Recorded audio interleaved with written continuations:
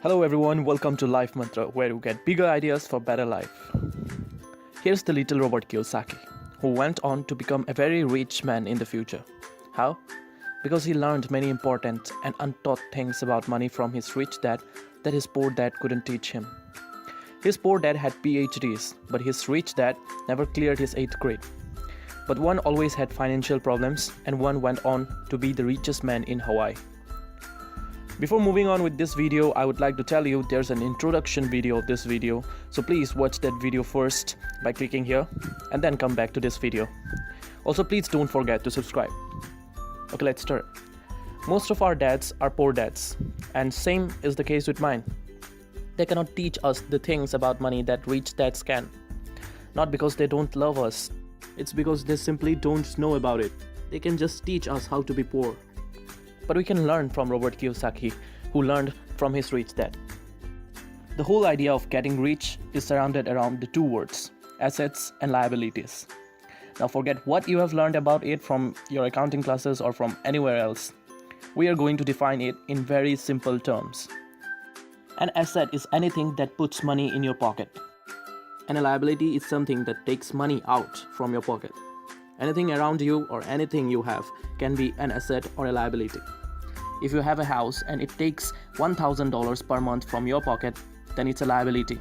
But if you own a house and it brings $1,000 per month in your pocket, then it's an asset. Assets are things like businesses, real estate, paper assets, things like stocks and bonds. The poor has only expenses.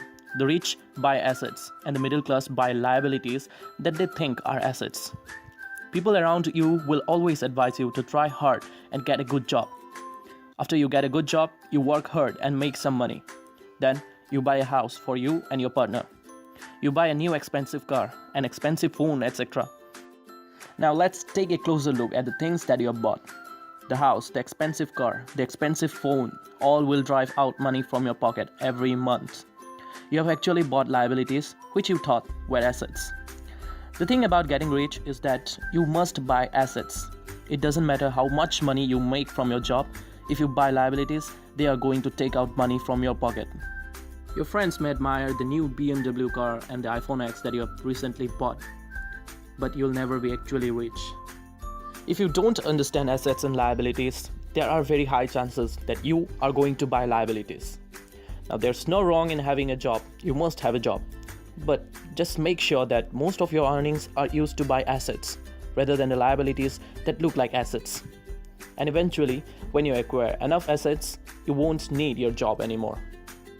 Most people say, what if I lose all my money in businesses, real estates, and paper assets? But they don't say the same when they waste their money in acquiring a lot of liabilities. They don't say it when they buy a huge, enormous TV, which will be worthless in a year or two, and which also creates liabilities every month. I would rather lose all my money in acquiring assets instead of buying yet another TV that I don't need. Even if I lost all the money, the lessons learned by starting a business will be infinitely more valuable than wasting time in TV.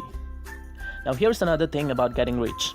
It's not how much you make, it's how much you keep. Suppose you make $1 million annually.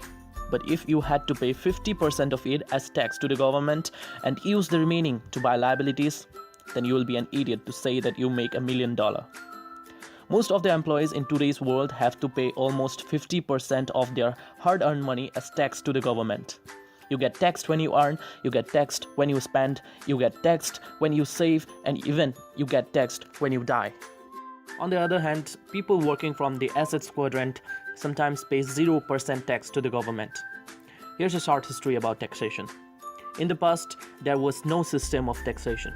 The government would sometimes collect taxes from the people in case of civil wars or other extreme situations.